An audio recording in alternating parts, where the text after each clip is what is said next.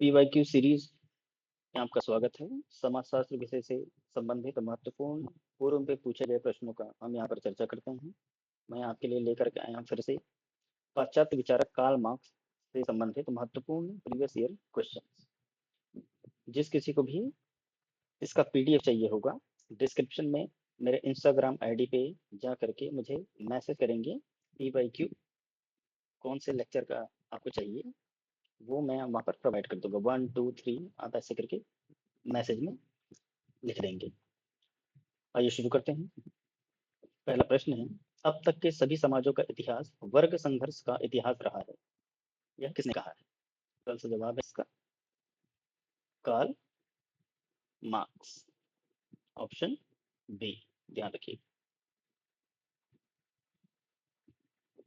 अगला प्रश्न है, मार्क्स के सिद्धांत में वर्ग चेतना का केंद्रीय तत्व है? वर्ग और संस्कृति, वर्ग और श्रेणीकरण, अपने आप में वर्ग या अपने आप के लिए वर्ग? इसमें बहुत डाउट होता है, इसको ध्यान से इसका सोच करके जवाब दीजिएगा। दूसरे प्रश्न का है, वर्ग चेतना का केंद्रीय तत्व पूछ रहे हैं यहाँ पर, तो इसका जवाब क्या होगा? अपने आप के लिए वर्ग, ऑप्शन डी। यह पीजीटी परीक्षा 2005 में पूछा गया। अगला प्रश्न है, वर्ग स्वयं में तथा स्वयं के लिए वर्ग की अवधारणा को किसने प्रस्तुत किया? इसका जवाब होगा कार्ल मार्क्स। सभी प्रश्न जो कौन से सन में पूछे गए हैं वह राइट साइड में लिखा हुआ है, इसे आप देख लेंगे। अगला प्रश्न है, मार्क्स की छोटे पूंजीपतियों के प्रति सोच है कि वे क्या है? डैश यहाँ पर फिल इन द ब्लैंक्स। इसका जवाब देना आपको। एकीकृत वर्ग, अपने आप में वर्ग, संक्रामी वर्ग या अपने आप के लिए वर्ग? यहाँ पर छोटे पूंजीपतियों के प्रति सोच की बात कर रहा है। इस प्रश्न का सही जवाब क्या होगा? ऑप्शन बी, अपने आप में वर्ग। अगला प्रश्न है, मार्क्स ने समाज में वस्तुपरक रूप से संरचनात्मक आर्थिक असमानताओं की व्याख्या की है? परिस्थिति के रूप में, संपत्ति समूह के रूप में, वर्ग के रूप में या फिर जाति के रूप में? इसका सही जवाब होगा वर्ग के रूप में, ऑप्शन सी। बढ़ते हैं अगले प्रश्न की ओर। मार्क्स के कथनानुसार वर्ग संघर्ष के में किन दो वर्गों के बीच संघर्ष होता है? जब भी मार्क्स पढ़ते हैं तो दो वर्गों का वर्णन होता है, वह कौन है? पूंजीपति और सर्वहारा, ऑप्शन ए। अगला प्रश्न है, निम्नांकित में से किसने आज के अध्ययन में बुर्जुआ और सर्वहारा पदों का प्रयोग किया? किसने किया था? कार्ल मार्क्स ने। अगला प्रश्न है, वह पूंजी वह धन है जिसका उपयोग श्रमिकों का शोषण करने के लिए किया जाता है, यह किसने कहा था? इसका जवाब क्या होगा? मार्क्स।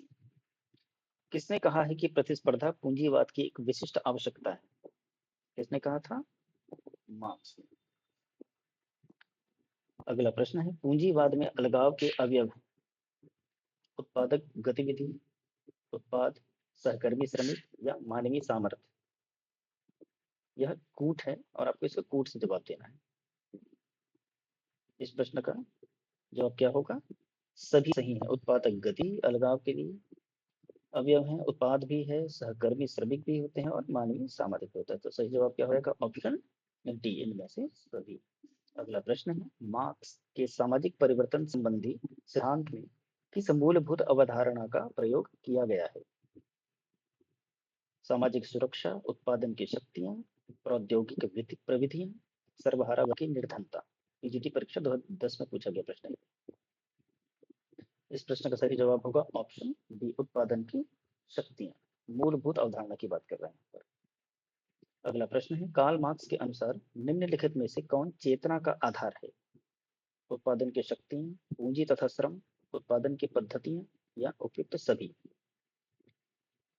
इस प्रश्न का सही जवाब होगा उत्पादन की पद्धतियां, ऑप्शन सी। बढ़ते हैं अगले प्रश्न की ओर। मार्क्स की विचारधारा के अनुसार पूंजीवाद से समाजवाद में परिवर्तन निम्नलिखित में से किसके द्वारा आएगा? उत्पादन के साधनों में क्रांति, उत्पादन प्रक्रिया का युक्तिकरण, मध्यम वर्ग का लुप्त हो जाना या फिर अभिजात वर्ग क्रांति? क्या बोला? समाजवाद में परिवर्तन किसके द्वारा आएगा? इस प्रश्न का सही जवाब होगा उत्पादन के साधनों में क्रांति, ऑप्शन ए। बढ़ते हैं अगले प्रश्न की ओर। किसने सामाजिक उद्विकास के आर्थिक निर्धारणवाद का सिद्धांत दिया था? ध्यान रखिएगा आप,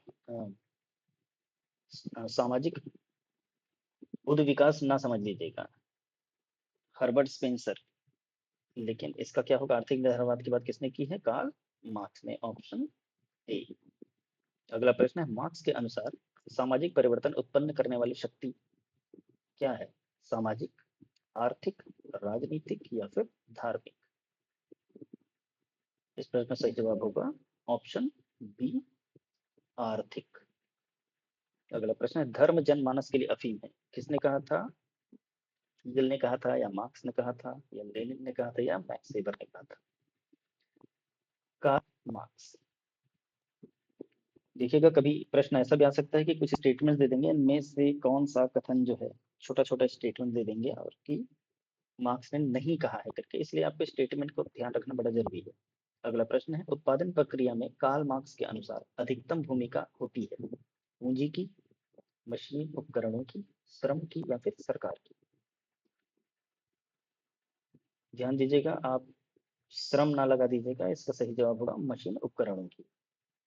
कोरवी व्यवस्था पद का प्रयोग किसने किया है, इसका सही जवाब होगा कार्ल मार्क्स ने।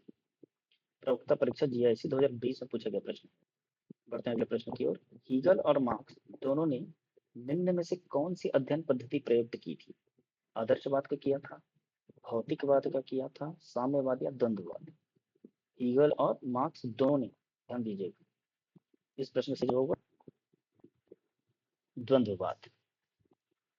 अगला प्रश्न है, श्रम शक्ति और श्रम पूर्ति हानिकारक प्रभाव में कौन सा सही नहीं है, गरीब तथा अमीर के बीच अंतर बढ़ा है, वर्ग संघर्ष तथा बेरोजगारी में कमी आई है, श्रमिक के कार्य की दशाएं प्रभावित हुई हैं, या राष्ट्रीय स्तर पर उग्रवादी प्रवृत्तियों को बढ़ावा मिला है। कौन सा सही नहीं है पूछ रहा है इसमें से, इसका जवाब क्या होगा, ऑप्शन बी, वर्ग संघर्ष तथा बेरोजगारी में कमी सही नहीं है। अगला प्रश्न है, कार्ल मार्क्स द्वारा दिए गए निम्नलिखित समाज के क्रम को व्यवस्थित कीजिए, प्राचीन समाज, सामंतवादी समाज, आदिम समाज या एशियाई समाज। इसको आपको क्रम में लगाना है, और यह प्रश्न बहुत बार पूछा जाता है आपको।